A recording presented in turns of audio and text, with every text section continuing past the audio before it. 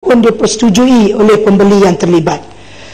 Sementara itu yang berhormat, satu lagi projek perumahan yang disinaraikan di bawah kategori projek terbengkalai yang telah pun diumumkan oleh Kementerian pada 16 hari bulan September 2013, iaitu Taman Saujana Puchong, Fasa 7, Puchong, Selangor. Dan kebenaran merancang untuk projek ini untuk membina 240 unit rumah, dan daripada unit berkenaan hanya 55 unit sahaja yang telah dijual. Dan pada masa ini Kementerian sedang berusaha untuk memulihkan projek ini yang berhormat, di mana tawaran tender telah pun ditutup pada 19 hari bulan Mac 2014, dan Kementerian sedang dalam proses penilaian teknikal dan juga keuangan tender yang berkenaan. Dan untuk makluman yang berhormat juga, kerajaan memang memandang serius tentang permasalahan yang dihadapi oleh semua para pembeli kepada mana-mana projek perumahan terbengkalai. Dan sehubungan itu, Kementerian telah pun mengambil beberapa insentif dan juga langkah-langkah untuk menangani masalah projek terbengkalai, iaitu yang pertama, Kementerian melalui Jabatan Perumahan Negara telah pun mengambil tindakan dengan mengenal pasti pemaju-pemaju yang berkeupayaan dan berpengalaman yang ataupun kita panggil white knights dengan izin, untuk mengambil alih mana-mana projek pemulihan projek perumahan swasta yang terbengkalai. Yang kedua yang berhormat, ialah melaksanakan pemulihan projek-projek perumahan swasta terbengkalai, terutamanya bagi kategori kos rendah dan juga kos sederhana, melalui peruntukan yang disediakan oleh Kerajaan Persekutuan. Dan peruntukan ini adalah bagi menampung segala kos tambahan kepada pemulihan projek-projek yang tersebut. Yang ketiga, bekerjasama dengan Jabatan Insolvensi Malaysia atau pelikuidasi swasta bagi membantu untuk kita memulihkan mana-mana projek perumahan yang terbengkalai. Dan Kementerian akan bertindak sebagai mediator bagi membantu pelikuidasi dan juga kontraktor penyelamat berhubung dengan pihak berkuasa tempatan serta agensi teknikal dan juga pihak pembiaya, iaitu institusi keuangan. Dan yang keempat ialah mengenakan tindakan pendakwaan dan kompaun ke atas mana-mana pemaju yang tidak mematuhi peraturan dan juga peruntukan yang terkandung di dalam Akta Permajuan Perumahan, iaitu Kawalan dan Pelesinan 1966 di bawah Akta 118. Kelima, Kementerian juga mengambil tindakan untuk menyinarai hitamkan mana-mana pemaju yang menyebabkan projek perumahan terbengkalai, pemaju-pemaju yang terlibat dengan mana-mana projek yang sakit, mana-mana pemaju yang gagal membayar compound, mana-mana pemaju yang engkar award tribunal tuntutan pembeli rumah, dan juga mana-mana pemaju perumahan yang tanpa lesen. Dan apabila disinarai hitamkan, maka pemaju dan semua ahli lembaga pengarah terbabit ini tidak boleh lagi memohon apa-apa juga lesen dan permit iklan serta jualan yang baru. Dan bagi makluman yang berhormat juga, pemaju juga tidak akan dapat membaharui mana-mana permit iklan dan jualan yang sedia ada. Dan sinarai pemaju-pemaju ini yang disinarai hitamkan ini juga akan kita paparkan di laman sesawang KPKT untuk rujukan pembeli dan stakeholders yang lain. Dan yang terakhir yang berhormat Puchong, Kementerian juga telah pun membuat pindaan kepada Akta Pemajuan Perumahan bagi Kawalan dan Pelesinan 1966, iaitu Akta 118, yang dijadualkan dikuatkuasakan pada bulan Jun 2014 bersekali dengan Akta Pengurusan Strata 2013, iaitu Akta 757, dan juga Akta Had Milik Strata Pindaan 2013, Akta 318. Terima kasih yang berhormat. Ya, Yang Puchong. Terima kasih Tuan Speaker. Terima kasih Timbalan Menteri atas jawapan yang diberikan. Timbalan Menteri, masalah projek terbengkalai ini masalah yang serius. Seperti mana disebut tadi, bukan saja di Puchong tapi di seluruh negara. Dan apa yang diperlukan adalah perhatian khusus daripada kementerian untuk pastikan bahawa mereka khususnya pemaju-pemaju yang terlibat dengan projek-projek ini diambil tindakan yang sewajarnya. Kerana apa yang berlaku ini memang mempunyai kesan yang sangat besar kepada pembeli-pembeli rumah. Saya dengar apa yang disebut oleh kementerian bahawa memang ada tindakan blacklist. Tetapi apa yang berlaku, Yang Berhormat Timbalan Menteri, adalah kebanyakan kalinya kita lihat bahawa syarikat-syarikat yang terlibat ini adalah anak syarikat kepada syarikat-syarikat yang lebih besar. Di mana kalau di blacklistkan itu, anak syarikat tersebut itu di blacklistkan.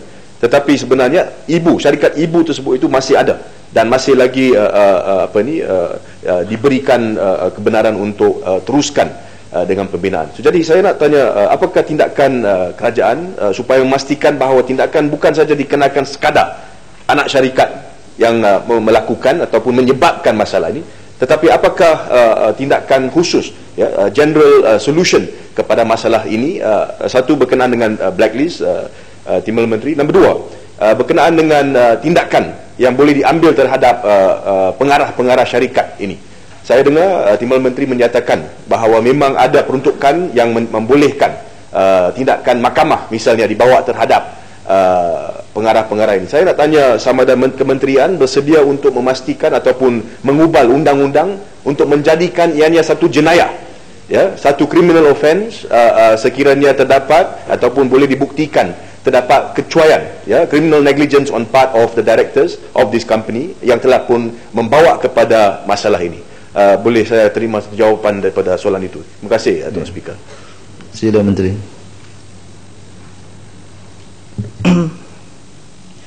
Terima kasih Yang Berhormat Puchong. Yang Berhormat, di bawah pindaan kepada Akta Pemajuan dan juga Perumahan, Kawalan dan Pelesinan 1966 yang saya jelaskan tadi, iaitu Akta 118, tidak ada pengecualian kepada mana-mana syarikat. Maknanya kalau ada mana-mana syarikat seperti mana yang saya sebutkan tadi telah pun melakukan pelanggaran di bawah akta yang berkenaan, tindakan akan diambil walaupun dia adalah anak syarikat kepada syarikat induk. Dan untuk makluman Yang Berhormat, kerajaan adalah tegas dalam perkara yang berkaitan dan di bawah pindaan yang saya nyatakan tadi, di bawah section, termasuk dalam pindaan kepada section 18A, iaitu satu pasal baru, tindakan pendakwaan terhadap pemaju perumahan berlesen yang menyebabkan dengan sengaja mana-mana projek perumahan terbengkalai. Dan ini adalah pindaan akta yang telah saya nyatakan tadi, yang akan dikuatkuasakan pada bulan Jun 2014.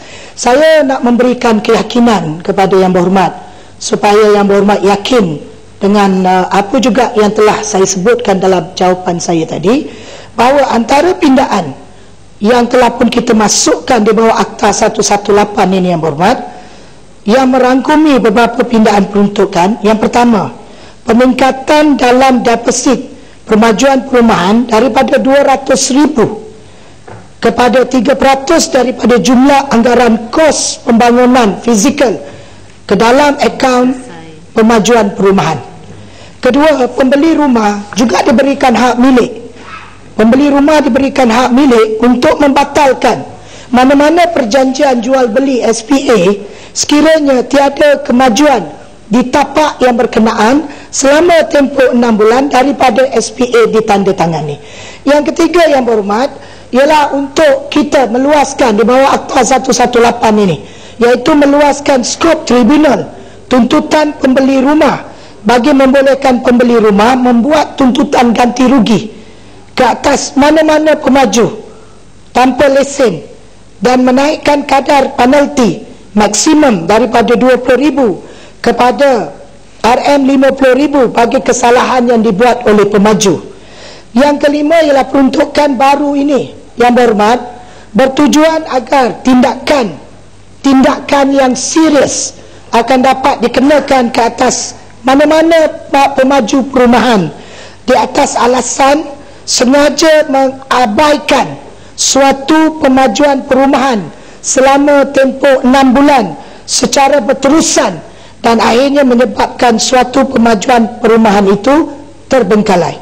Dan yang terakhir ialah definisi kepada pemaju perumahan, kita juga perluaskan dan dia merangkumi kepada pelikuidasi supaya kewajipan pemaju perumahan dapat juga dipertanggungjawabkan kepada pihak pelidukasi. Maknanya Yang Berhormat, apa yang saya nak terangkan kepada Yang Berhormat, adakah ianya juga termasuk pemenjaraan kepada pihak-pihak yang bertanggungjawab Timbalan Menteri? Masih. Yang ini kita dah masukkan dalam pindaan-pindaan ini supaya dengan pindaan yang bawa Akta 118 ini Yang Berhormat, dia sudah cukup ketat untuk kita mengawal dan menentukan supaya tidak ada mana-mana pemaju yang dengan sengaja mau membuatkan projek pemajuan mereka itu terbengkalai. Saya harap kepada Yang Berhormat, tak payahlah Yang Berhormat nak risau. Dan ini juga termasuklah kepada jawapan yang telah saya berikan tadi kepada mana-mana pemaju dan juga termasuklah ahli-ahli lembaga yang kepada projek terbengkalai yang kita sinara hitamkan. Ini adalah satu tindakan yang kita lakukan secara berterusan, dan sekiranya Yang Berhormat ada makluman tambahan kepada mana-mana pemaju di kawasan Yang Berhormat, sama ada pemaju yang berlesen ataupun pemaju yang tidak berlesen, sila maklumkan kepada kementerian. Terima kasih Yang Berhormat. Ya, Kalabakan. Terima kasih Dr. Speaker. Terima kasih Timbalan Menteri. Kita sudah sering kali mendengar bahawa Akta 1966 hingga sekarang itu juga akta yang kita pakai. Jadi kita mau tahu, kerana apabila kita menyoal di dalam Dewan, kita sering kali dikatakan bahawa Sabah tidak termasuk dalam akta ini. Jadi di Sabah, ratus ribu rumah yang terbengkalai, tidak ada tindakan. Jadi saya mau tahu, satu, akta ini boleh mengambil tindakan pemaju-pemaju yang ada di Sabah. Kedua, saya ingin tahu juga, adakah sudah tindakan-tindakan diambil yang sudah dibagi tahu kepada rakyat bahawa rumah-rumah terbengkalai itu begitu serius dan orang-orang yang mempunyai lesen ini diambil tindakan dengan sewajarnya. Terima kasih. Ya. Terima kasih Yang Berhormat Kalabakan. Yang Berhormat, bagi negeri Sabah dan Sarawak, saya ingat Yang Berhormat pun dah tahu jawapan yang saya nak bagi. Bagi negeri Sabah dan Sarawak, pemantauan dan juga pemulihan dilaksanakan oleh pihak kerajaan negeri sendiri. Kerana apa Yang Berhormat? Akta Pemajuan Perumahan, Kawalan dan Pelesenan 1966, iaitu Akta 118. Inilah kita tidak bos hati, kerana kita satu negara. Satu negara patut satu akta kita mengambil tindakan kepada seluruh negara, bukan Sabah Sarawak. Jadi kalau Sabah Sarawak dia punya kementerian mungkin lemah, jadi rakyat yang menderita. Terima kasih Muhammad.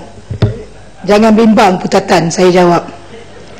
Ya Muhammad, saya nak maklumkan tadi bahawa Akta Pemajuan Perumahan, Kawalan dan Pelesenan 1966, iaitu Akta 118, tidak berkuat kuasa di Sabah dan Sarawak.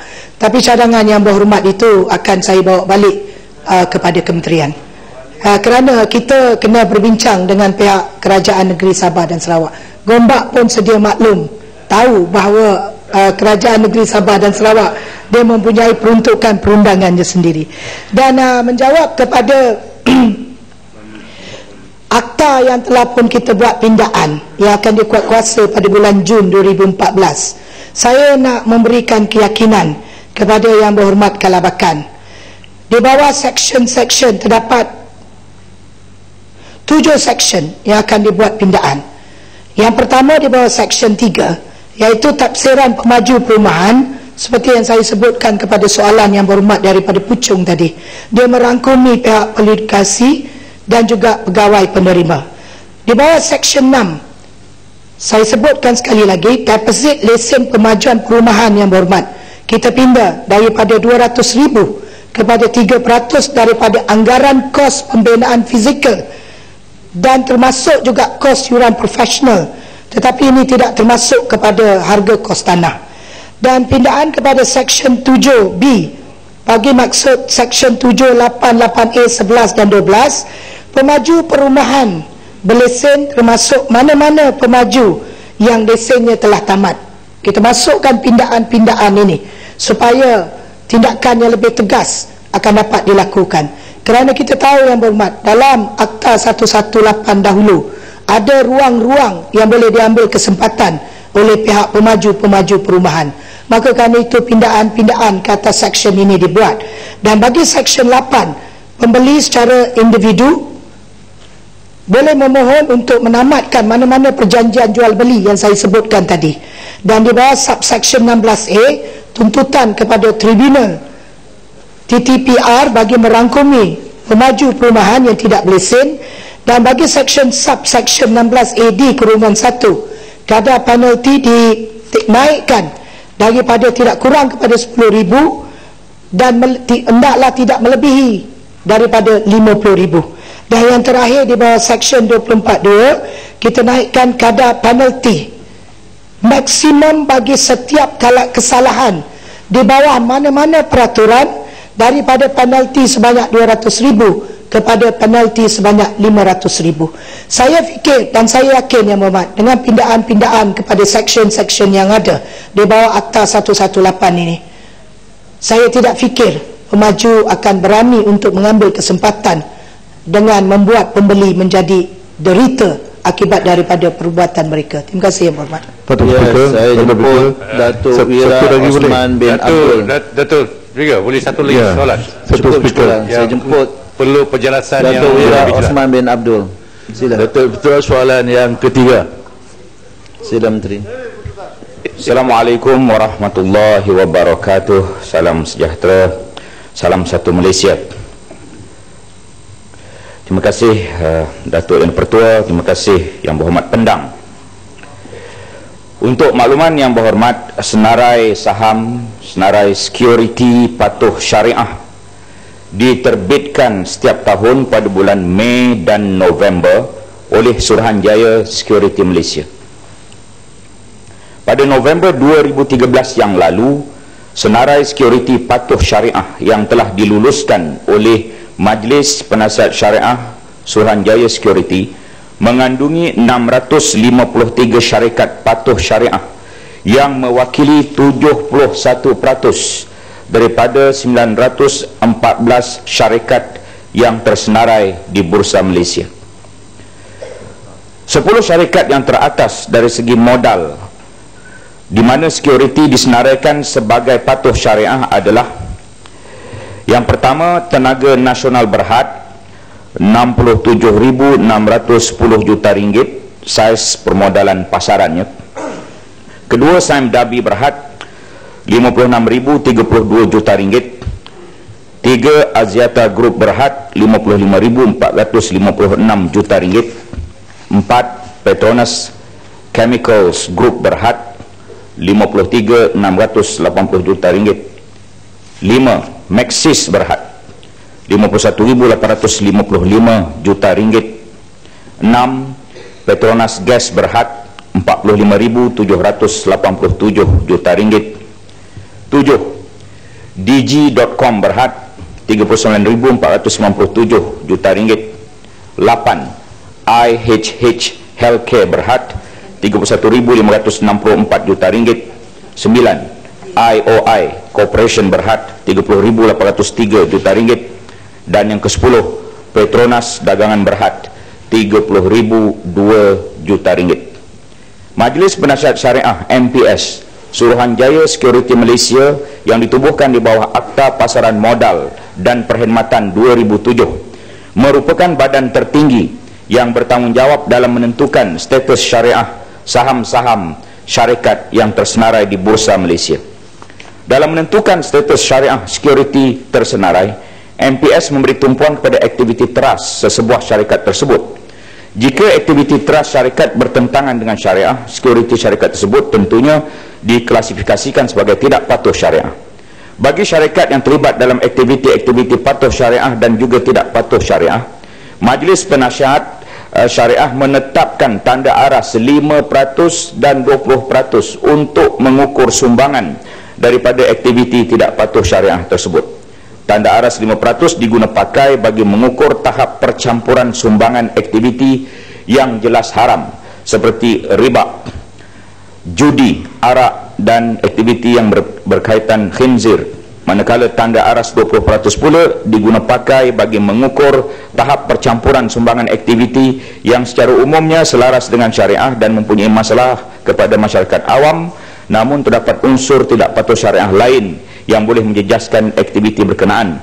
Di antara aktiviti yang diukur dengan tanda aras 20% ialah operasi hotel, rumah peranginan, pembrokeran saham serta sewaan daripada aktiviti-aktiviti tidak patuh syariah.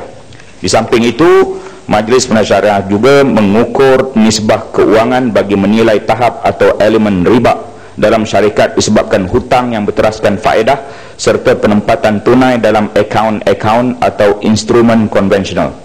Jumlah tunai yang ditempatkan dalam akaun atau instrumen konvensional akan dibandingkan dengan jumlah aset syarikat, manakala jumlah hutang yang berteraskan faedah juga akan dibandingkan dengan jumlah aset syarikat.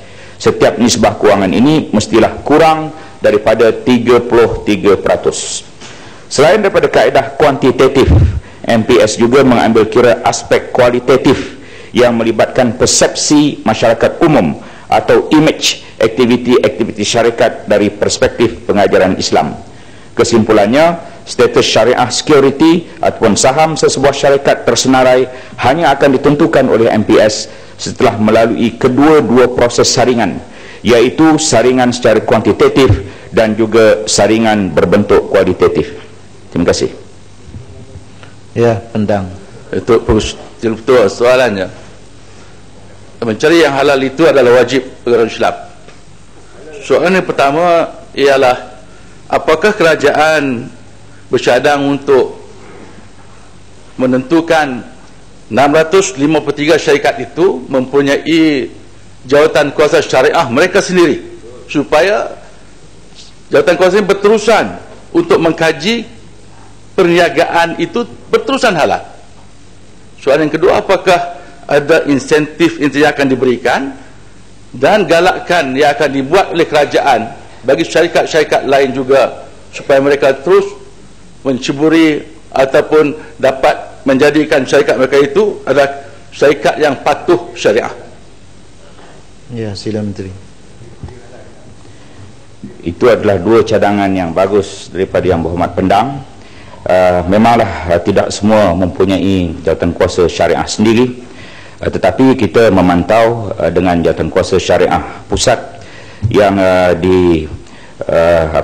dianggotai oleh mereka yang pakar dalam bidang fiqh muamalat, antaranya Dr. Muhammad Daud Bakar, Tun Abdul Hamid Haji Muhammad, Datuk Dr. Abdul Halim Ismail, Profesor Dr. Muhammad Hashim Kamali, Profesor Dr. Ashraf Mat Hashim, Profesor Dr. Engku Rabi'ah Adawiyah Engku Ali, Profesor Madya Dr. Aznan Hasan, Profesor Madya Dr. Azman Muhammad Nur dan Dr. Samsiah Muhammad, selain daripada wakil-wakil daripada Securities Commission Malaysia, Suruhanjaya Security. Cadangan untuk memberikan insentif dan galakkan juga adalah cadangan yang baik, tetapi setakat ini 71% daripada syarikat-syarikat yang tersenarai di Bursa Malaysia itu sudah patuh syariah adalah satu angka yang amat baik, walaupun tidak semuanya lagi, dan kita akan terus memberikan panduan-panduan. Sebagai contoh, kita mengeluarkan buku ini, Senarai Patuh Syariah oleh Majlis Penasihat Syariah Suruhanjaya Security Malaysia. Di dalamnya ada syarikat-syarikat yang berkaitan dan kita namakan syarikat-syarikat itu untuk memudahkan masyarakat Islam melabur di syarikat-syarikat itu, umat Islam melabur di syarikat-syarikat itu, dan mudah-mudahan dengan kaedah ini mereka timbul motivasi untuk disenaraikan dan mereka akan melaksanakan aktiviti-aktiviti yang mematuhi syariah dalam syarikat mereka. Terima kasih. Ya, Lembah Pantai. Terima kasih Tuan Speaker, terima kasih Yang Hormat Menteri atas jawapan. Saya hargai usaha kerajaan untuk memastikan syarikat-syarikat yang disenaraikan di Bursa Saham itu patuh kehendak syariah. Yang saya ingin tanyakan tentang syarikat-syarikat yang milikan kerajaan, misalan kumpulan wang KWSP atau EPF yang merupakan milikan Kementerian Kewangan, dikuasai sepenuhnya oleh kerajaan.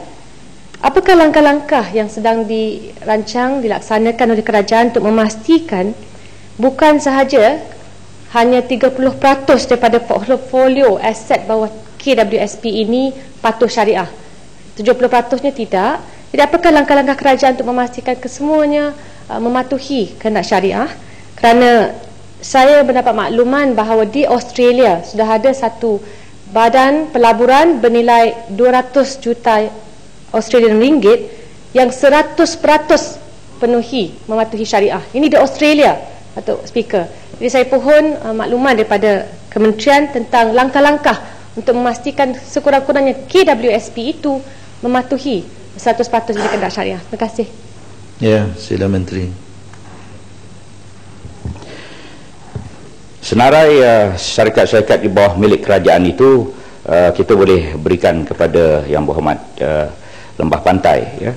Dan satu perkara yang kita ingin maklumkan di sini, bahawa sistem kewangan Islam di Malaysia sentiasa mendapat perhatian dari peringkat antarabangsa.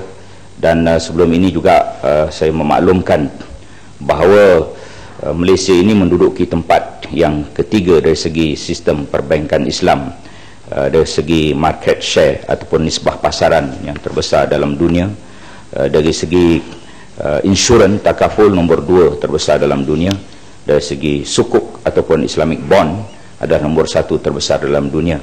Dan tentunya KWSP perlu melihat pelaburan-pelaburan dalam tiga-tiga perkara ini. Dan bukan hanya KWSP tetapi juga syarikat GLC yang lain. Daripada senarai yang saya sebut tadi, misalnya Tenaga Nasional adalah yang pertama dalam senarai yang 10 syarikat itu, dan kita tahu Tenaga Nasional adalah salah sebuah GLC yang utama. Dan sebagai maklumat umum, selain daripada buku ini, Senarai Sekuriti Patuh Syariah ini nipis je bukunya, saya juga ingin menyatakan kepada ahli-ahli yang berhormat, baru keluar buku ini, Islamic Financial System, dikeluarkan oleh ISRAQ daripada Bank Negara, Sistem Keuangan Islam. Buku ini adalah buku teks terbaik dalam dunia mengenai sistem keuangan Islam. Ini tambahan untuk makluman semua, ya. Tapi yang tentang KWSP itu kita ambil ingatan penting, ya. Terima kasih. Ya, saya jemput Tuan Samsul Iskandar bin Muhammad Hakim. Bismillahirrahmanirrahim. Assalamualaikum warahmatullahi wabarakatuh. Dan salam reformasi 2.0. Datuk, ya betul. Datuk, ya betul. Nombor pencalonan nombor 4. Soalan saya nombor 4. Terima kasih. Ya, sila Menteri.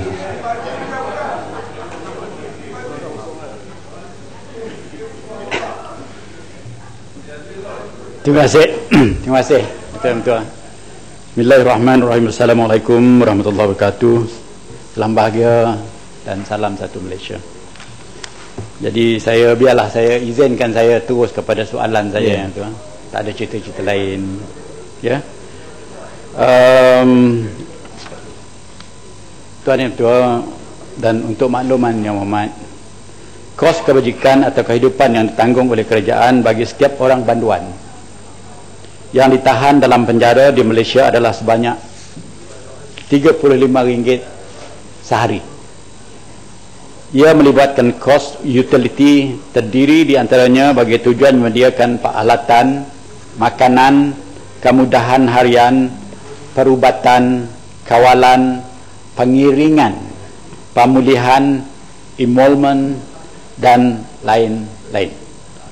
Bagi jawapan yang kedua, iaitu B, sama ada layanan terhadap banduan adalah berdasarkan United Nations Prison Related Standard and Norms. Jabatan Penjara dalam mentadbir dan menguruskan pertahanan, keselamatan, layanan, pemulihan dan pengintegrasian penghuni adalah berasaskan akta dan peraturan yang telah diluluskan oleh Parlimen ini, dan juga mematuhi standard antarabangsa yang ditetapkan, iaitu United Nations Standard Minimum Rules for Treatment of Prisoners ataupun UNSMR. Dalam konteks layanan terhadap semua penghuni, Jabatan Penjara amat peka kepada hak asasi dan kebajikan penghuni. Bagi memenuhi tuntutan hak asasi penghuni, Jabatan Penjara akan bertanggungjawab memastikan layanan yang profesional, berlandaskan undang-undang, nilai kemanusiaan secara adil dan saksama. Semua penghuni dilayan dengan adil berlandaskan standard operating procedure yang ada, tidak kira bangsa, warna kulit, jantina, bahasa, agama, pahaman politik dan lain-lain. Bagi keperluan kebajikan penghuni, Jabatan Penjara juga amat prihatin dalam masalah lazim yang dihadapi oleh penghuni, antaranya masalah pribadi, kes keluarga dan majikan.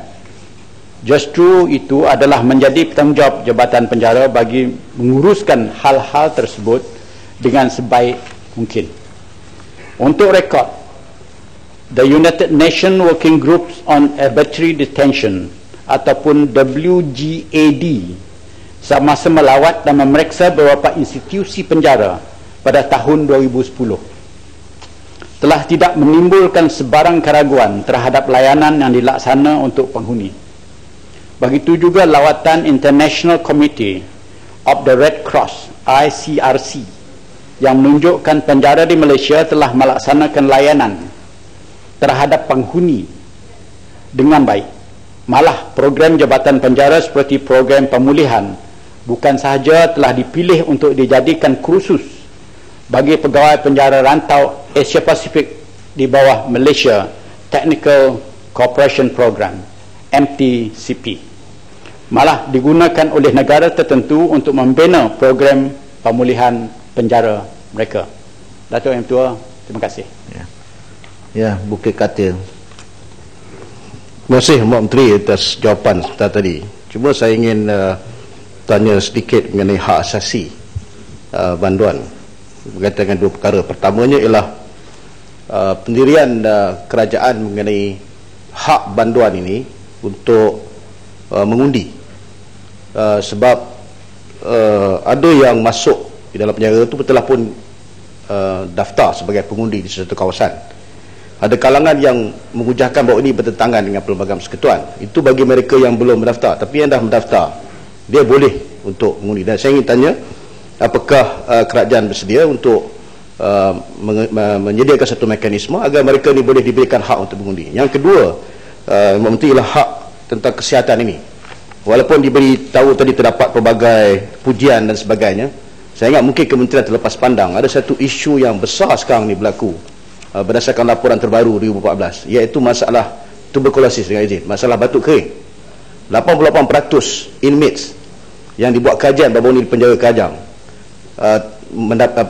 dikenakan paksa dikenakan rawatan, dan dibuat kajian itu 88% ini terkena TB.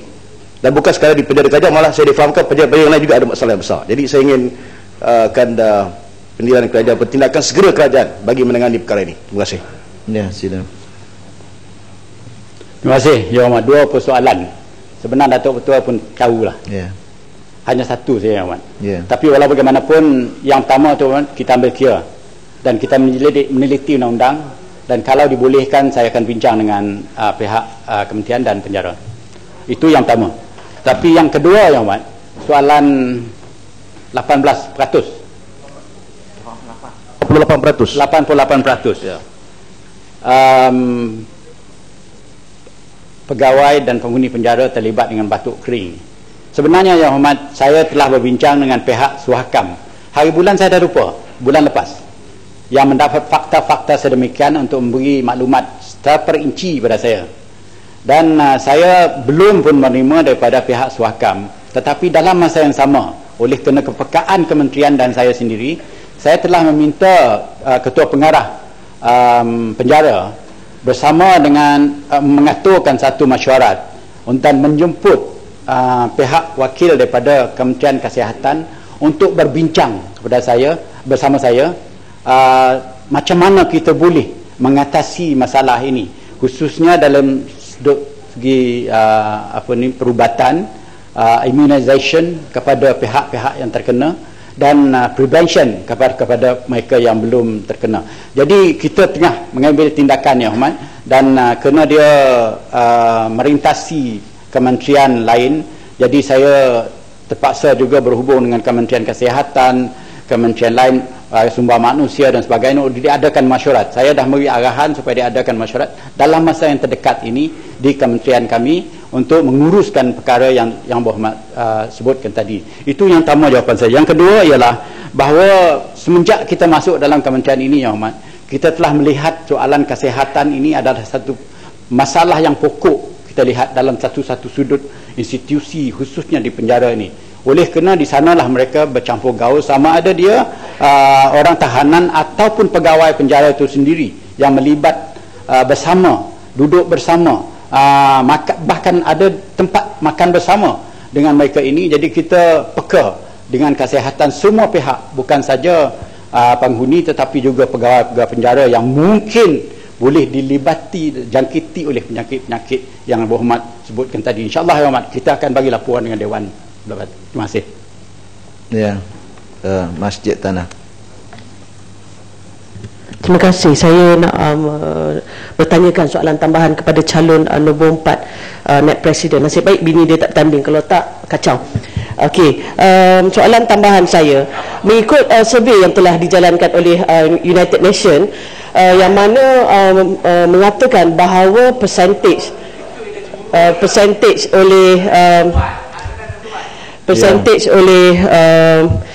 penghuni-penghuni wanita di dalam penjara meningkat saban tahun ke tahun, dan average-nya adalah 6%. 6% di France 4%, dan di Amerika Syarikat adalah sebanyak 9%. Jadi saya nak bertanyakan, pertamanya, bagaimana pula dengan penghuni wanita di penjara di Malaysia, dan yang kedua, adakah kita melihat fasiliti di penjara ini dibuat mengikut fasiliti dan juga keperluan yang kesesuaian untuk penghuni wanita, yang mana latar belakang dan profil mereka berbeza-beza.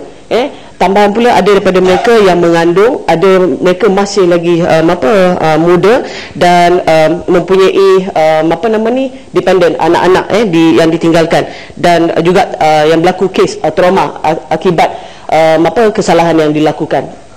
Terima kasih. Ya, Sila Menteri. Terima kasih, Yang Hormat. Nisbah ataupun jumlah yang terperinci tidak ada pada saya masa sekarang, Datuk Yang Tua. Walau bagaimanapun saya boleh memberi jawapan secara bertulis soalan nisbah. Tapi soal pengalalian ataupun pembiayaan mereka yang dalam penjara, dia banyak perkara yang kita butirkan. Yang pertamanya, penjara untuk wanita memang ada tempat-tempat yang khusus, penjara khusus untuk wanita yang dijaga oleh pihak-pihak pegawai dan anggota-anggota wanita.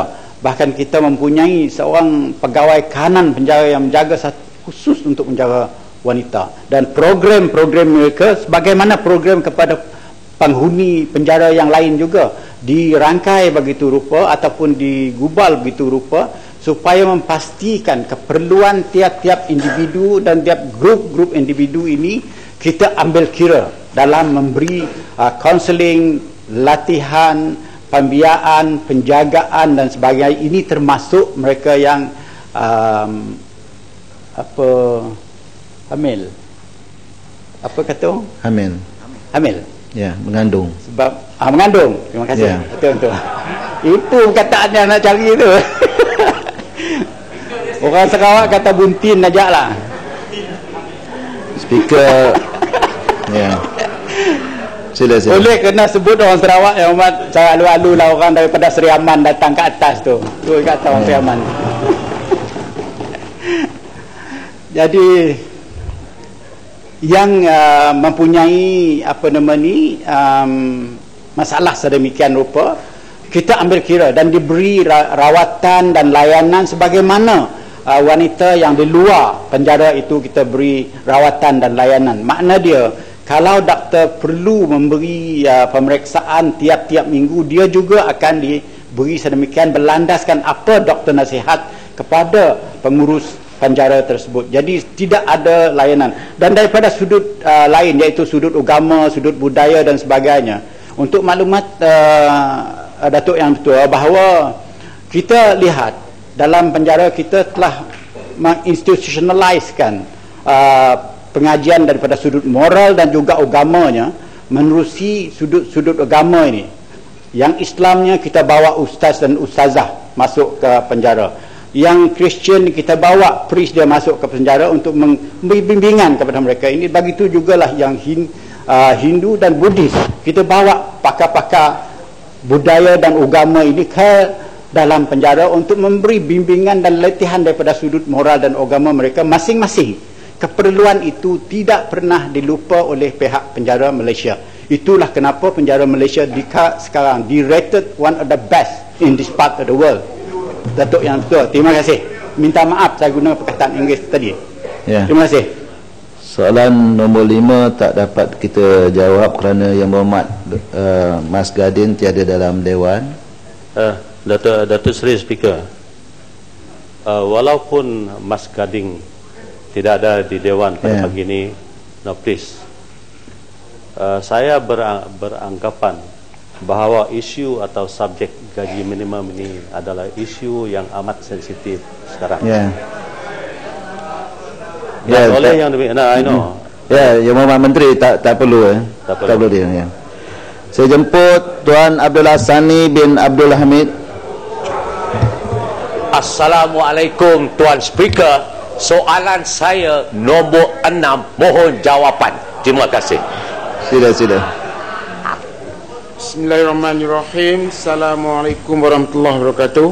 Saya menjawab soalan nombor 6. Untuk maklumat ahli yang Datuk Yang Dipertua, untuk maklumat ahli yang berhormat, gaji merupakan hak ataupun constitutional right di bawah Perlembagaan Persekutuan. Pada ketika ini, kerajaan tidak hasrat untuk mengkaji bagi mengecilkan gaji dan allowance kekitangan awam, lebih-lebih lagi dalam keadaan sara hidup yang semakin tinggi dan keperluan barangan yang meningkat. Ini adalah kerana sekiranya gaji dan allowance dikecilkan, sudah semestinya akan memberikan kesan kepada pendapatan kaki tangan awam, kerana gaji bersih yang diterima tidak akan dapat menanggung kos kehidupan yang tinggi. Pegawai juga akan berada dalam keadaan kurang baik apabila bersara kelak berbanding pegawai yang telah bersara dengan amount gaji yang tidak dikecilkan.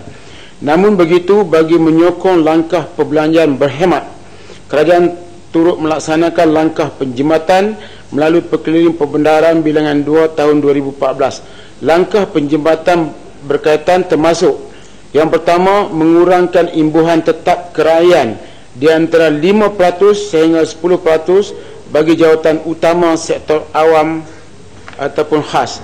Yang keduanya ialah pengurangan kemudahan bayaran tol sebanyak RM50 bagi grade JUSA khas C hingga A dan RM100 bagi turus 3 dan ke atas. Yang ketiga, pindaan kelas tempat duduk penerbangan domestik dari kelas perniagaan kepada kelas ekonomi bagi JUSA khas dan juga khas C dan juga grade 54. Atas keprihatinan kerajaan, langkah diambil hanya melibatkan kumpulan pengurusan tertinggi grade JUSA C dan ke atas, dan tidak melibatkan kumpulan pengurusan dan profesional ataupun kumpulan pelaksana. Datuk Yang Dipertua, untuk maklumat ahli yang berhormat, langkah penjibatan ini bukanlah satu denda kepada penjawat awam, tetapi hanya memotong sedikit kemudahan atas hasrat untuk menggerakkan rakyat supaya berjimat cermat selaras dengan firman Allah Ta'ala, untuk berjimat cermat ketika senang bagi menghadapi kesusahan pada masa hadapan, seperti dalam surah Yusuf ayat 48 dan 49 yang pernah dibaca oleh seorang Menteri Kewangan pada masa dalam satu pembentangan bajet pada masa yang lepas, yang bermaksud kemudian akan datang selepas tempoh itu 7 tahun kemarau yang besar yang akan menghabiskan makanan yang kamu sediakan baginya, kecuali sedikit dari apa yang kamu simpan untuk dijadikan benih. Kemudian akan datang pula sesudah itu tahun yang padanya orang ramai beroleh rahmat hujan, dan padanya mereka dapat memberah hasil anggur, zaitun dan sebagainya. Terima kasih. Ya, jemput Kuala Langat. Terima kasih Datuk Speaker. Jawapan Menteri penuh beremosi dalam keadaan memperbandingkan keseluruhan soalan saya dalam keadaan berjimat cermat, tapi kita berboros hingga pergi ke Qatar dengan harga lebih dekat hampir setengah berjuta dan sebagainya. Itu bukan penjimatan namanya, itu pemborosan. Baik, pada soalan pokok yang saya nak masukkan di sini ialah Menteri, apa pun firman pun tak apa, yang penting Menteri kepada agama sebelah tu diberi guide. Speaker, saya diberitahu oleh beberapa kaki tangan awam, iaitu dalam keadaan sekarang ini, ya betul penjimatan itu wajib dilakukan, tetapi yang permasalahan sekarang ini ialah dalam keadaan bila mana barang meningkat. Saya bercakap dalam dasar kerangka seluruh pejabat awam. Dalam keadaan barang naik, kos sara hidup tinggi, gaji tetap di situ dan allowance tetap di situ. Jadi bermaksud bila barang meningkat, gaji kecil, dia akan mengucupkan cara hidup penghidupan yang akan mensengsarakan mereka. Dalam keadaan sedemikian, sebagai contoh, allowance kerajaan, guru besar dah berlaku hampir 40 tahun tak bergenjak RM100 sebulan, terpaksa keluarkan duit sendiri dalam keadaan terdesak. Begitu juga guru kanan, RM60 sebulan. Dalam keadaan sekarang ini yang perlu kita ambil perhatian supaya mereka tidak terbeban. Dalam keadaan keperluan itu, apabila ianya diperlukan, maka yang demikian saya ingin, ini soalan saya ingin bertanya kepada Menteri, apakah langkah-langkah untuk memastikan kaki tangan awam tidak dipinggirkan, terutama selepas diperkenalkan GST yang akan membebankan dalam kadar 6%, dan pejabat awam ini tidak dianjak pendapatan mereka. Mohon Menteri jawapan konsisten. Terima kasih Datuk Speaker. Ya, sila Menteri. Datuk Yang di-Pertua, berhubung dengan GST, besok kita akan bentangkan GST ya. Tetapi saya nak jawab ini khusus kepada penjawat awam. Kita tidak mengecilkan gaji. Itu prinsip yang pertama yang kita pegang. Kita memotong sedikit kemudahan bagi mereka jusa C dan ke atas. Dan untuk penerbangan, kita ambil M54 dan jusa C, daripada kelas bisnes kepada kelas ekonomi. Ya, kita tidak potong gaji. Kita mengurangkan keraian. Kita mengurangkan keraian. Keraian ni ialah yang tidak dikenakan pendapatan. Dia keraian, dia kena belanja untuk keraian. Kita kurangkan keraian. Dan juga kita tidak walaupun yang mendapat keraian ni daripada M44 sampai ke atas, tetapi yang kita potong ialah jusasi dan ke atas. Dan untuk kita yang berhormat, supaya yang berhormat dapat maklumat, contohnya saya bagi contoh supaya kita berpuas hati. Jusasi sekarang kita telah kadar bulanan sekarang ni ialah 2,500 sebagai contoh. Sekarang ni bila kita buat penjimatan tinggal 2,375. KSN kadar sebulan 5,300, bila kita kurangkan jadi 4,770. Hari ini yang ke atas, yang ke bawah tak sentuh apa-apa pun. Jadi tujuan utama Menteri dipotong 10%.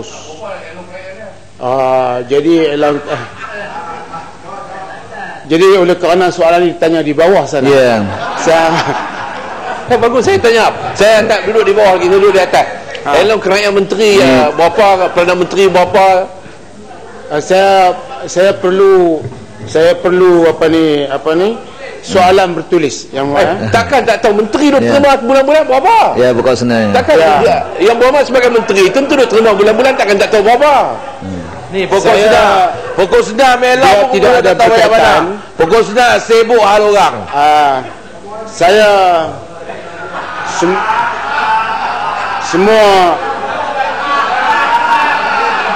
saya tak sempat melihat sebab saya dah belanja habis, ya. Termasuklah kawan-kawan di parlimen pun tahu bahawa kalau perbelanjaan di sana itu ialah elang kerajaan daripada Menteri Parlimen. Jadi kalau Yang Berhormat tanya saya, sukar untuk saya menjawab sebab benda itu tidak dapat datang ke saya, sudah habis di jalanan, ya. Jadi bagi tujuan kita buat mengurangkan imbuhan ini adalah untuk memberi galakan kepada rakyat supaya berjimat cermat. Itu dia matlamat utama, dan ianya tidak mendatangkan kesan ketara kepada anggota kerajaan. Dia melibatkan kerakyatan, tol dan juga dan juga perubahan kelas daripada bisnes kepada ekonomi. Itu pun untuk jusasi. Jadi saya ingat Yang Berhormat, apa yang langkah kerajaan untuk penjimatan ini ialah untuk memberi galakan kepada rakyat dan tidak mendatangkan kesan kepada gaji anggota kerajaan. Walaupun saya tahu jawapan ini tidak memuaskan hati sebab Yang Berhormat nak saya jawab sampai ke kementerian-kementerian yang lain, maka kita tunggu GST bila dibentangkan besok, kita akan jawab semua sekali. Jadi terima kasih. Ya, Pasir Gudang. Terima kasih Tok Speaker. Terima kasihlah tadi Kuala Langat suarakan pasal kaki tangan kerajaan. Saya rasa kos sara hidup ni bukan saja ditimpa kesusahannya, dirasai kesusahannya oleh kaki tangan kerajaan, tetapi juga semua rakyat Malaysia, terutama juga pekerja-pekerja swasta. Jadi sehubungan itu, dalam keadaan kos yang meningkat ini, saya ingin bertanyalah dan meminta pihak kerajaan, apakah yang telah dan sedang akan dilakukan oleh kerajaan untuk membantu golongan pekerja swasta yang menghadapi keadaan kos sara hidup yang kian meningkat dan kurang mendapat perhatian dari segi, kalau di syarikat swasta ni dipanggil sebagai kola oleh pihak majikan, yang mendapat, saya kira, sambutan yang agak negatif untuk diberi pembelaan kepada pekerja-pekerja ini. Terima kasih. Ya, Menteri.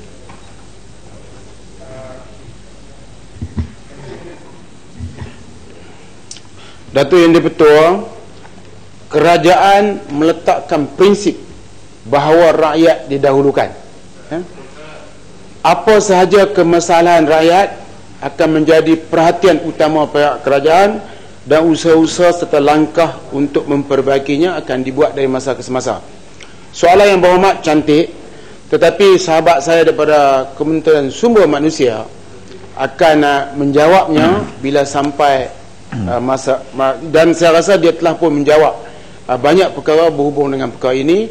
Tetapi sebahagian besarnya kita lihat bahawa bila kita bentangkan GST nanti, kita boleh rangkumkan permasalahan tersebut. Tapi walaupun sebab Yang Berhormat perlukan jawapan bertulis, saya akan bagi jawapan bertulis. Ya. Saya jemput Datuk AR Wan Muhammad Khairil Anwar bin Wan Ahmad. Terima kasih Tuan Dipertua. Tuan Yang Dipertua, soalan saya nombor 7. Ya, sila Menteri. Terima kasih Datuk Yang Dipertua. Terima kasih Yang Berhormat Kuala Gangsa. Untuk makluman ahli Yang Berhormat Kuala Gangsa, Dewan Bandaraya Kuala Lumpur DBKL sedar bahawa kadar caj meletak kenderaan tidak seragam dan tidak munasabah di Kuala Lumpur. Perkara ini telah dibincangkan dalam Mesyuarat Jawatankuasa Pemudacara Perniagaan Bil 1 2013 pada 19 Ogos 2013 dan telah bersetuju agar pemilik atau operator tempat meletak kenderaan persendirian dibenarkan mengguna pakai kadar caj masing-masing yang telah diluluskan dalam lesen. Cadangan untuk menyeragamkan kadar caj tempat letak kenderaan persendirian dilihat tidak praktikal memandangkan tahap keselesaan kemudahan dan perkhidmatan yang disediakan di tempat meletak kenderaan persendirian adalah berbeza-beza. Umpamanya, ada di antara pengusaha-pengusaha tempat letak kereta TLK persendirian menyediakan sensor parking, CCTV, parking cars kepada wanita dan orang kurang upaya OKU, pondok bayaran mesin autopay, kawalan keselamatan 24 jam, penyediaan speaker bagi membolehkan pelanggan memutarkan masalah yang dihadapi di petak parking, alat pencegah kebakaran, penyediaan pencahayaan yang terang serta penyediaan perkhidmatan pembersihan tempat letak kereta tersebut. Untuk makluman yang ahli yang berhormat juga, sebahagian pemilik atau operator tempat letak kereta ini mengenakan kadar charge yang rendah sebagai strategi untuk menarik lebih ramai pengguna, manakala sebahagian pula mengenakan charge yang tinggi sebagai langkah untuk menghalang orang ramai daripada menggunakan TLK yang telah dikhususkan untuk penyewa. DBKL juga memberi lebih tumpuan untuk mengawal dan mengambil tindakan ke atas tempat letak kenderaan persendirian yang beroperasi di kawasan terbuka yang sebagainya tidak berlesen dan sering mengenakan charge yang tidak berpatutan, terutama dalam musim-musim perayaan. Undang-undang yang mengawal aktiviti perkhidmatan tempat letak kereta persendirian adalah tertaluk kepada Undang-Undang Kecil Perlaisenan Tempat Letak Kereta Persendirian Wilayah Persekutuan 1982. Sekian, terima kasih. Ya, Kuala Kangsar. Terima kasih Tuan Ketua. Selain daripada isu-isu keseragaman untuk menguntungkan pihak berkuasa tempatan, operator-operator dan juga orang awam, kita lihat sekarang ni bahawa charge ni mengikut sesuka hati. Ada yang RM6 sekali masuk, RM10 sekali masuk. Ada juga masa hari kerja okey, hari minggu dia melambung tinggi. Dan juga ada kes-kes di mana mesin duit parking itu rosak tetapi pengguna dikenakan compound. Jadi perkara-perkara ini perlu dilihat oleh pihak berkuasa tempatan, khususnya dalam memberikan kawalan kepada ketika memberi lesen itu dikeluarkan, kerana kita tahu bahawa dia mengikut kesesuaian tempat dan juga kepenggunaan. Dan satu perkara lagi, ada juga kawasan-kawasan yang tertentu diambil alih oleh operator-operator haram, khususnya pada waktu malam di tempat-tempat tumpuan, atas alasan konon-kononnya menjaga keselamatan ataupun protection money. Padahal kalau kita tidak membayar charge itu, pagar ini akan memakan padi itu sendiri. Apakah tindakan dan juga peraturan dan juga pengawalan daripada pihak berkuasa tempatan dalam perkara ini? Terima kasih Dato' Yang Betul, terima kasih Yang Berhormat Kuala Kangsar. Seperti saya telah maklumkan tadi, bahawa kita memang ada syarat-syarat lesen. Bila kita beri syarat-syarat lesen, kita tentukan pembayaran di syarat-syarat tersebut. Dengan berkenaan dengan tempat-tempat letak kereta haram, memang ini tidak sah di sisi undang-undang dan kita mengambil tindakan penguatkuasaan. Bila kita tahu saja ada perkara ini berlaku, kita terus mengambil tindakan penguatkuasaan ke atasnya. Sekian, terima kasih. Ya, Bukit Bintang. Terima kasih Datuk Yang Ketua. Terima kasih beri peluang kepada saya untuk bertanya soalan tambahan. Memandangkan tindakan penguatkuasa TBKL kurang berkesan, menjadi faktor tumbuhnya banyak tempat letak kereta haram, ulat parking yang mengutip bayaran meletak kereta secara haram. Saya ingin tahu, apakah usaha TBKL untuk mempertingkatkan tindakan berkuasa. Saya ingin tahu juga pembinaan medan letak kereta bertingkat-tingkat boleh menyelesaikan masalah perkurangan tempat letak kereta di Kuala Lumpur ini. Saya ingin tahu sejauh manakah usaha ini telah dijalankan dan tempat-tempatnya, dan bagaimanakah mekanisme kadar charge meletak kereta ditetapkan baik di TBKL atau swasta. Minta penjelasan. Terima kasih. Ya, Menteri. Terima kasih Datuk Yang Betul, terima kasih Yang Berhormat Bukit Bintang. Berkenaan dengan soalan pertama tadi, banyak soalan dia, bukan satu saja Datuk Yang Speaker. Berkenaan soalan pertama dia ialah berkenaan dengan pengesanan penguatkuasaan Ini memang kita ada masalah, kita tidak nafikan kerana kita tidak dapat informasi yang cukup untuk bertindak. Kalau kita dapat informasi yang cukup, kita memang bertindak. Kalau yang berhormat ada, silalah beri. Teks saya pun boleh, saya akan ambil tindakan. Bagi pula berkenaan dengan kemudahan-kemudahan tempat letak kereta di kawasan Kuala Lumpur, kita ada tempat letak kereta bertingkat hentian Putra sejumlah 1,200 petak. Park and Ride Pekan Sungai Besi 213 petak. Bandar Tasik Selatan, Stesen LRT Bandar Tasik Selatan 890 petak. Taman Segera Ceras Bus Transit System, Stesen MRT, Stesen Taman Segera sedang dalam pembinaan 600 petak. Tempat letak kereta tepi jalan 36,000 petak. Tempat letak kereta terkawal atas tanah lapang di BKL 2,000 petak. Tempat letak kereta dalam bangunan komersial dan 3 segi emas termasuk KLCC 9,000 petak.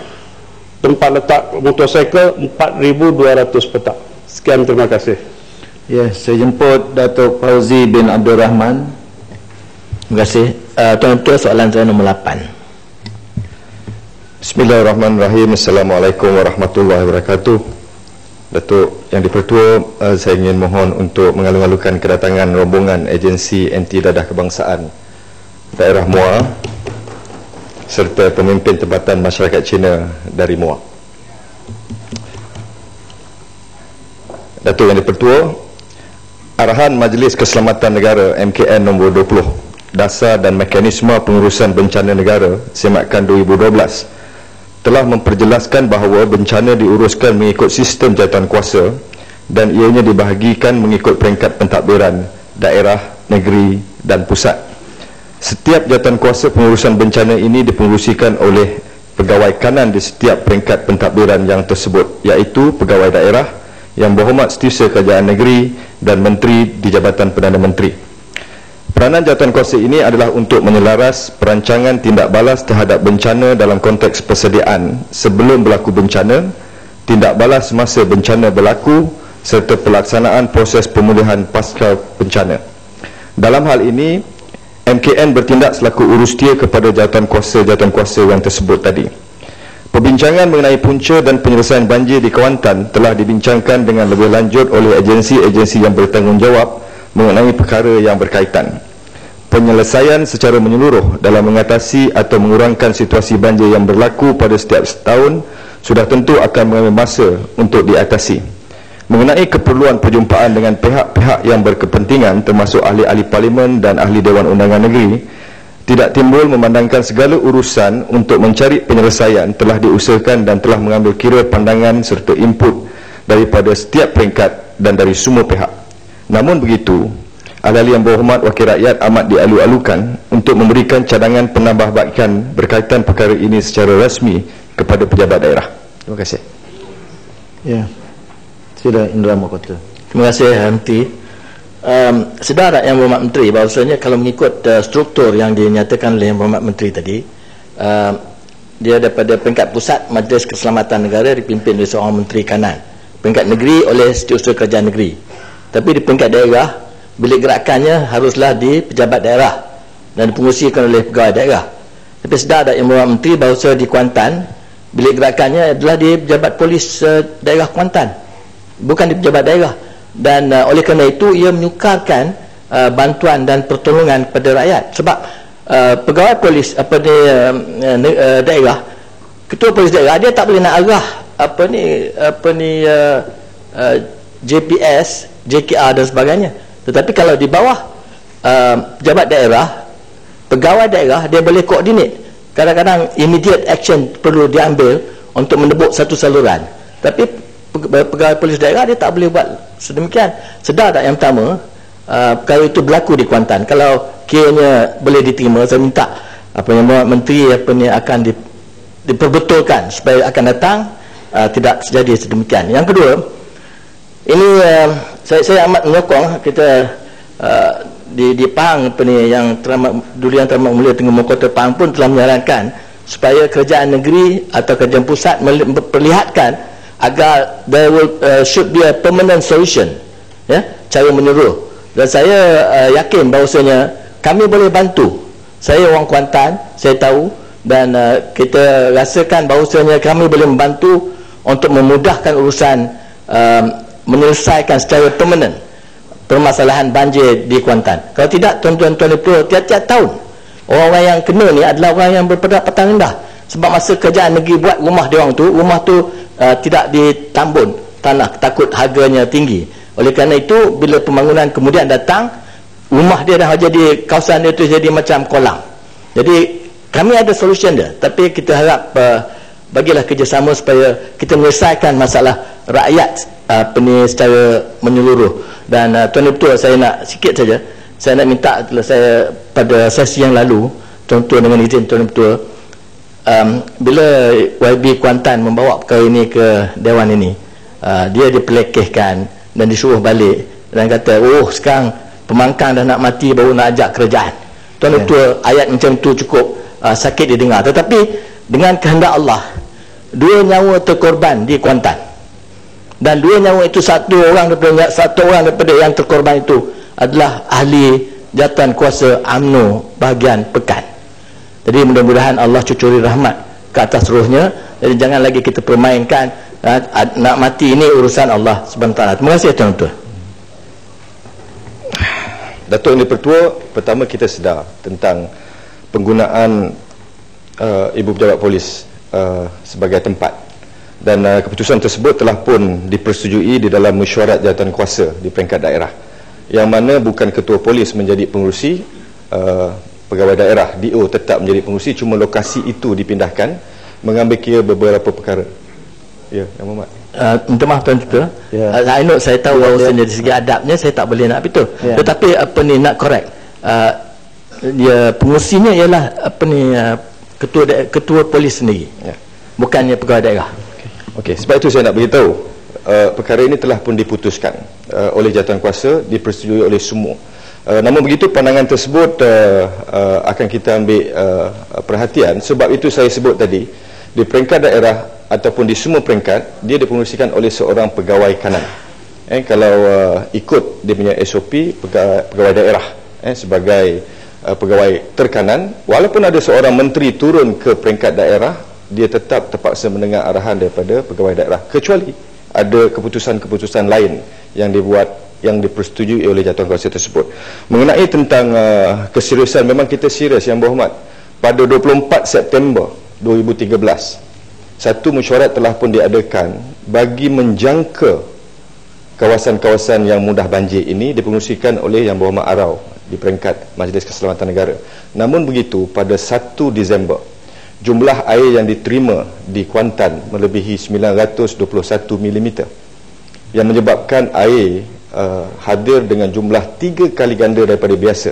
Maknanya kerajaan telah pun menjangkakan atau menyediakan persiapan menghadapi banjir di kawasan-kawasan mudah banjir.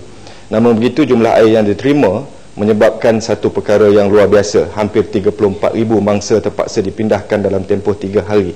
Soal tentang yang dibangkitkan oleh Yang Berhormat Kuantan, pada saya itu kita tolak ke tepi. Jawapan menteri waktu ketika itu bukan perkara utama dalam perbincangan ini, kerana memang nyawa mangsa ini menjadi keutamaan. Dalam operasi, kita memberi penekanan kepada menyelamatkan mangsa, tidak timbul soal memberi bantuan. Sebab itu sehingga hari ini urusan mengenai bantuan mangsa banjir di Kuantan, di Kemaman, di Sabah dan Sarawak masih sedang kita kendalikan. Namun begitu, cadangan Yang Berhormat mengenai untuk mencari permanent solution dengan izin sangat kita alu-alukan. Cuma perlu diingat, fenomena banjir ini bukan hanya berlaku di negara kita, malah berlaku di seluruh dunia, kerana faktor-faktor yang kita semua pun tahu. Terima kasih. Terima kasih. Terima kasih. Ya, Jerlun. Terima kasih Yang Berhormat Speaker, Yang Berhormat Menteri. Kita menyedari bahawa masalah banjir hari ini memang sukar kita nak ramal, dan kita juga sedar bahawa bukan hanya Malaysia yang menghadapi masalah ini, malahan ianya menjadi satu fenomena di seluruh dunia. Soalan saya adalah, adakah kita di pihak kerajaan merancang untuk meningkatkan tahap kesiapsiagaan kita dari segi ramalan cuaca melalui Jabatan Meteorologi yang boleh memberi advance warning kepada masyarakat dan juga rakyat seluruhnya supaya bersedia. Selalunya kita ni kena banjir baru kita kelang kabut. Jadi isu-isu, kemudian kita juga mungkin boleh memperkemaskan sistem telemetri di mana kita dapat membaca level setiap sungai-sungai yang utama itu dari masa ke semasa. Jadi soalannya adalah, adakah kita hanya sekadar nak setiap tahun nak buat firefighting, dan kita juga sedar bahawa hari ini banjir di Malaysia pun dia tidak kira negeri, bukan hanya sekadar negeri-negeri yang memang selalu kena banjir, tetapi juga kawasan-kawasan lain yang kita tak jangka pun dilanda banjir dengan begitu teruk. Jadi apakah siap siaga kita di masa depan? Terima kasih. Ya, sudah Menteri. Terima kasih Yang Mohd Jahilun. Saya ingin nyatakan di sini bahawa saya bersetuju pada 3 Januari Yang Amat Berhormat Timbalan Perdana Menteri telah mempengerusikan suatu mesyuarat bagi kita mengemas-kini peraturan tetap operasi pengenalan bencana banjir, dan salah satu daripada cadangan tersebut adalah untuk menambah baik model ramalan. Maknanya kita tahu ada banjir tapi nak tambah baik, sebab kadang-kadang dengan izin intensity banjir atau jumlah air itu tidak meliputi jangkauan kita, maka telah pun dibuat keputusan untuk kita menambah baik model serta membuat satu pemetaan kawasan-kawasan banjir dalam negara supaya kita dapat menghadapi perkara tersebut dengan lebih baik. Dan juga saya ingin mengatakan di sini bahawa dalam rancangan Malaysia ke-11 kita dalam proses untuk mencadangkan satu rang undang-undang berkaitan tentang pengurusan bencana, satu akta. Untuk pengetahuan, negara kita tidak ada akta induk mengenai pengurusan bencana, maka kita akan cadangkan kita dalam kajian untuk mewujudkan akta tersebut, kerana negara-negara jiran kita sudah pun ada akta tersebut. Negara kita hari ini mempunyai hampir lebih 70 akta berkaitan tentang pencegahan banjir dan bencana dari segi pengurusan di bawah Kementerian Kesihatan, di bawah JPAM, di bawah Kementerian Kebajikan dan sebagainya. Cuma kita tak ada akta khusus mengenai perkara tersebut. Saya nak betulkan kenyataan saya tadi, bukan 34,000, 35,000 lebih mangsa di Kuantan, dan kenyataan tadi bukan kenyataan menteri, kenyataan waktu perbahasan. Terima kasih. Ya. Saya jemput Datuk Hajah Norah binti Abdul Rahman. Assalamualaikum warahmatullahi wabarakatuh. Terima kasih. Soalan saya nombor 9. Ya, sila Menteri. Terima kasih Datuk Yang Dipertua. Makluman ahli yang berhormat, industri sawit merupakan industri yang penting kepada ekonomi negara. Oleh demikian, kerajaan telah merangka beberapa strategi untuk menangkis segala tomahan dan isu dalam kempen-kempen anti sawit oleh pihak yang tidak bertanggungjawab. Di antara strateginya adalah termasuk mengambil tindakan undang-undang di Mahkamah Perdagangan di negara-negara di mana minyak sawit mengalami diskriminasi. Misalnya baru-baru ini kita telah pun mengambil tindakan di Perancis, di mana kementerian melalui MPOC telah mengambil tindakan di Mahkamah Perdagangan di Perancis terhadap syarikat pasaraya kasino yang mengedarkan produk-produk makanan dengan label no palm oil. Selain itu, kementerian juga sedang mengkaji peruntukan-peruntukan di bawah Pertubuhan Perdagangan Sedunia mengenai WTO, mengenai isu ini, dan mengambil tindakan susulan seterusnya. Itu yang Dipertua, kementerian akan terus memantau perkembangan sedemikian di pasaran-pasaran lain. Antara langkah-langkah susulan yang akan diambil termasuk mengadakan seminar-seminar khusus mengenai kelebihan minyak sawit dari segi pemakanan dan kemampanan pengeluarannya. Terima kasih. Ya, sila Tanjung Manis. Terima kasih Datuk Speaker, terima kasih Menteri. Syabas dan tahniah. Dan kita haruslah memperjuangkan industri kelapa sawit. Negara Barat telah lama mengambil langkah mengenakan syarat ketat untuk pembangunan kelapa sawit di negara yang membangun. Adakah terdapat kajian kementerian yang membuktikan negara-negara Barat telah menjalankan aktiviti pertanian berskala besar seperti soya bean, kacang soya, jagung, gandum yang turut memusnahkan hutan semula jadi mereka di negara mereka. Dan tindakan negara barat menubuhkan Roundtable Sustainable Palm Oil RSPO hanyalah bersifat satu lobi dan untuk menindaskan negara-negara yang membangun seperti Malaysia supaya tidak bersaing dengan soya bean. Dan apakah langkah kementerian dan negara Malaysia sebagai pengeluar besar sama seperti Indonesia juga untuk keluar daripada Roundtable Sustainable Palm Oil RSPO dan kita mulakan standard kita sendiri dan menubuhkan satu badan alternatif kepada RSPO. Terima kasih. Terima kasih Datuk Betul-Betul. Terima kasih Yang Berhormat. Memang kementerian sentiasa memantau kadang-kadang bagaimana kempen anti sawit di luar negara telah pun dijalankan, dan adalah sedar, kita juga sedar bahawa tujuannya adalah untuk menentukan bahawa pasaran sawit kita tidak memberi persaingan yang hebat kepada produk-produk vegetable oil dari negara mereka. Ini kita cukup sedar, kerana kalau kita melihat dari segi jumlah deforestation keseluruhannya ataupun dari guna tanah keseluruhan yang bagi pertanian, sawit cuma menggunakan 0.04% dari skala tanah pertanian kalau dibandingkan dengan pertanian-pertanian yang lain, dan industri yang menggunakan lebih 70% tanah-tanah yang menyebabkan deforestation di dunia ini adalah livestock industri dan juga soya bean dan sebagainya.